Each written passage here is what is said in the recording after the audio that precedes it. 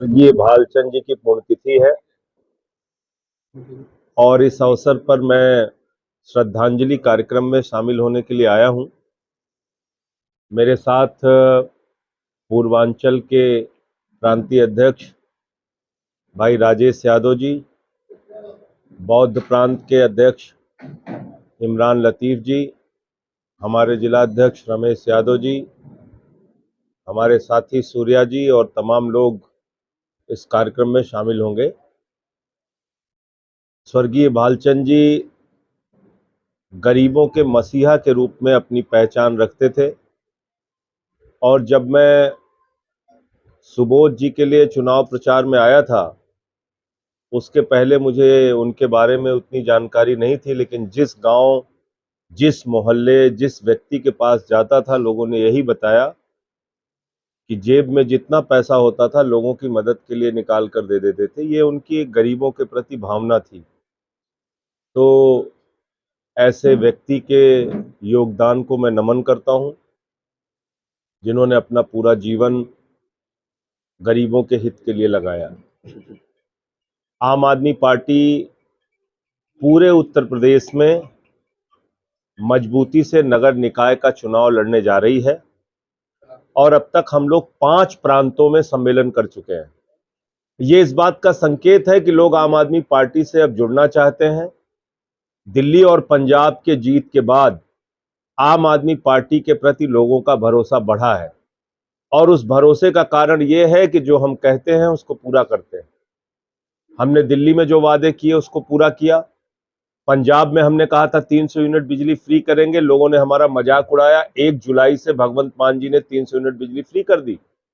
इस बार 51 लाख परिवारों का पंजाब में जीरो बिजली का बिल आया है। दूसरी तरफ हमारे आदित्यनाथ जी ने चुनाव के पहले वादा किया था किसानों की बिजली का बिल माफ करेंगे। आप देख लीजिए, अभी विधानसभा में उन्होंने जवाब दिया कि नहीं, हम माफ नहीं करेंगे। तो एक तरफ जुमला बोलने वाली पार्टी है, झूठ बोलने वाली पार्टी है, और एक तरफ सच की राह पे चलने वाली आम आदमी पार्टी है, जिसके नेता केजरीवाल जी जो कहते हैं उसको पूरा करते हैं।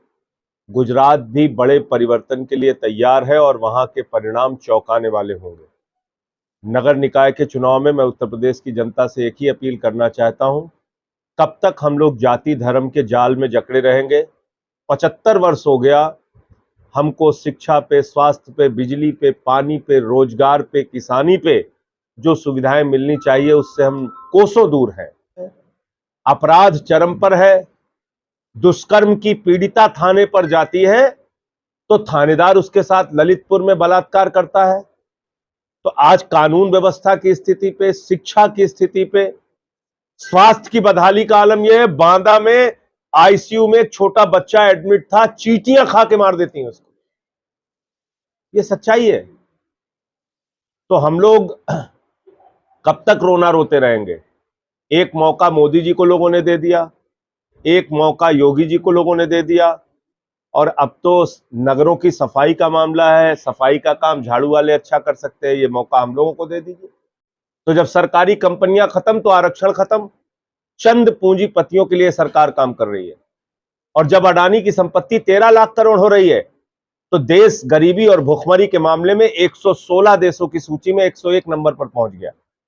शर्म आती है इस प्रकार की व्यवस्था हमारे देश में चल रही है, जिसमें 10 लाख करोड़ रुपए बैंकों का कर्जा चंद पूंजीपतियों का माफ कर दिया गया। यह देश की आर्थिक हालत है। डॉलर 83 रुपए पे पहुंच गया। प्रधानमंत्री जी कहते थे रुपए की कीमत गिरती है तो सरकार का मयार गिरता है। अब तो मोदी जी का मयार मेरे ख्याल से कूड़ेदान में चला गया। तो जितनी तेज चीता भाग रहा है उतनी तेज रुपया भाग रहा है। दोनों में कंपटीशन चल रहा है, कौन कितना तेज भागेगा। लेकिन एक ही फार्मूला है भारतीय जनता पार्टी के पास, हिंदू मुसलमान, हिंदुस्तान पाकिस्तान। जितना पाकिस्तानी वे अपने देश का नाम नहीं लेते, उससे ज्यादा भाजपा ही लेते हैं। दिन रात पाकिस्तान पाकिस्तान। अरे जिसकी आबादी कुल 20-22 करोड़ है, 135 करोड़ हिंदुस्तानियों को तुम पाकिस्तानियों से डराते रहते हो यार दिन रात। कौन डरता है पाकिस्तान से? सिर्फ और सिर्फ भाजपा ही डरते हैं, कोई हिंदुस्तानी नहीं डरता। ये भाजपा ने एक ऐसी जमात पैदा की है झूठ बोल बोल के, जिसमें कि लोगों को डराओ, वोट हासिल करो। उत्तर प्रदेश निश्चित रूप से जाति और धर्म की राजनीति में जकड़ा हुआ है। यहाँ हमारे लिए चुनौतियां बड़ी हैं, लेकिन हम दिन रात काम कर रहे हैं। अपनी तिरंगा शाखा के माध्यम से रचनात्मक कार्य भी कर रहे हैं, नदियों की सफाई का भी, और पार्टी के माध्यम से जनता के मुद्दे भी उठाने का काम कर रहे हैं। देखिए, ऐसा है कि मोदी जी तो कहते हैं कि बाबा संत कबीर जी, बाबा गोरखनाथ जी, बाबा गुरु नानक देव जी एक साथ मीटिंग करते थे। मोदी जी तो कहते हैं सिकंदर जब बिहार में आया था तो बिहारियों ने मार के भगाया था, जबकि सिकंदर कभी बिहार गया ही नहीं। मोदी जी तो कहते हैं 125 करोड़ लोगों को घर की चाबी मैंने बांट दी। मोदी जी तो कहते हैं नाली के गैस से चाय बना लो। मोदी जी एक अनोखी प्रतिभा के धनी आदमी हैं, उनके बारे में मैं कुछ नहीं बोल सकता। हाँ, ये जरूर कह सकता हूं कि भारतीय जनता पार्टी में झूठ बोलने की प्रतियोगिता चलती है, कौन कितना बड़ा झूठ बोल सकता है। तो उसमें अगर कोई कंपटीशन हो तो हमारे प्रधानमंत्री जी अंतर्राष्ट्रीय स्तर पे नंबर 1 पर आएंगे, 2 नंबर पे नहीं आएंगे। आदित्यनाथ जी ने भी पिछले दिनों आप लोगों के सामने ही कहा कि हमने उत्तर प्रदेश के सरकारी स्कूलों को कॉन्वेंट बना दिया है। अब वो कॉन्वेंट वाले बेचारे आत्महत्या कर लेंगे कि यहाँ सरकारी स्कूल देखो।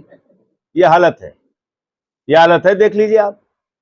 टाट पट्टी पे बच्चे बैठ के पढ़ रहे हैं, नमक रोटी खाने को आप दे रहे हैं, छत गिर रही है, टॉयलेट का इंतजाम है नहीं, कॉन्वेंट बना दिया। तो बोलना है कुछ भी बोलते जाओ, हकीकत क्या है? स्वास्थ्य मंत्री जी हर अस्पताल का दौरा करते हैं, चिंता जताते हैं स्वास्थ्य की व्यवस्था ठीक नहीं, कि एम्बुलेंस के नाम पर फर्जी मरीजों की एंट्री करके करोड़ों करोड़ का घोटाला कर लिया गया है। यानी कि मरीज को भी नहीं बख्श रहे हैं लोग, छोटे बच्चों को भी नहीं छोड़ रहे हैं। स्कूल का दौरा करते हैं, स्कूल की व्यवस्था ठीक नहीं, चिंता जताते हैं। 75 साल हो गया, अभी हम लोग चिंता जता रहे हैं। ठीक कब होंगी ये व्यवस्था? केजरीवाल जी गुजरात गए थे, आटे वाले का खाना खाया, ऑटो वाला बीजेपी में चला गया। देखिए, बहुत सारे लोग बीजेपी से भी हमारी पार्टी में आ रहे हैं, और निश्चित रूप से केजरीवाल जी जब उस ऑटो वाले के घर गए तो उस ऑटो वाले भाई के ऊपर किस प्रकार का दबाव बना होगा, ये आप लोग अच्छी तरीके से समझ सकते हैं।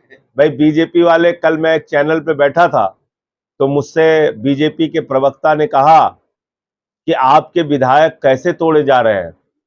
मैंने कहा, भाई, डाकू गब्बर सिंह पूछ रहा है कि हमने डकैती कैसे डाली। जो पार्टी महाराष्ट्र की सरकार गिरा दे, उत्तराखंड की गिरा दे, अरुणाचल प्रदेश की गिरा दे, मध्य प्रदेश की गिरा दे, कर्नाटक की गिरा दे, 9 सरकारें गिरा चुकी है बीजेपी 8 वर्षों में। और वो हमसे पूछ रहे हैं कि कैसे हमने विधायक तोड़ा, हमें बताइए। तो हमने उनसे पूछा, भैया रामचरितमानस का वो श्लोक बता दीजिए जो सुना के आप विधायक तोड़ते हैं, हम भी सुना दिया करें। तो ये एक प्रकार से धंधा चला रहे हैं ये लोग, किडनैपिंग गैंग चला रहे हैं विधायकों का, ऑपरेशन लोटस चला रहे हैं दिल्ली में, पंजाब में। हमने दिल्ली और पंजाब में उसको फेल किया। देखिए, मैंने एक फिल्म बहुत पहले देखी थी, दूल्हा बिकता है। तो कांग्रेसियों की हालत हो गई है, विधायक बिकता है। चौराहे पे खड़े होकर बोली लगा रहे हैं अपनी, गोवा में बताइए 11 में से 8 विधायक बिक गए इनके, मध्य प्रदेश में बिक गए। तो आज लोग कांग्रेस को वोट देना इसीलिए बंद कर दे रहे हैं कि भाई कांग्रेस को वोट देना है तो ये तो बिक ही जाएंगे, इनको वोट देने से फायदा क्या है। इसलिए आम आदमी पार्टी को एक विकल्प के रूप में देख रहे हैं। हमारे दिल्ली और पंजाब दोनों जगह बीजेपी ने प्रयास किया, एक भी विधायक नहीं तोड़ पाए। गोवा में हमारे 2 विधायक हैं, बहुत प्रयास किया, नहीं तोड़ पाए। तो इसलिए मैं फिर दोहरा रहा हूं कि सच्चाई और ईमानदारी की राजनीति से ही देश आगे बढ़ सकता है, और एक साफ सुथरा विकल्प जो कहते हैं वो करते हैं, वो आम आदमी पार्टी है। राहुल गांधी का भाषण जो है 22 में नहीं रुका, जनता हिली नहीं। अच्छी बात है, बारिश में भाषण दे रहे हैं, अब उनके पार्टी वाले रुक जाएं, ये ज्यादा जरूरी है। जनता रुके न रुके, पार्टी वाले ही नहीं रुक रहे हैं, वो बेचारे भारत जोड़ो चला रहे हैं, दूसरी तरफ कांग्रेस तोड़ो चल रहा है। तो ये बड़ा संकट है कांग्रेस के साथ।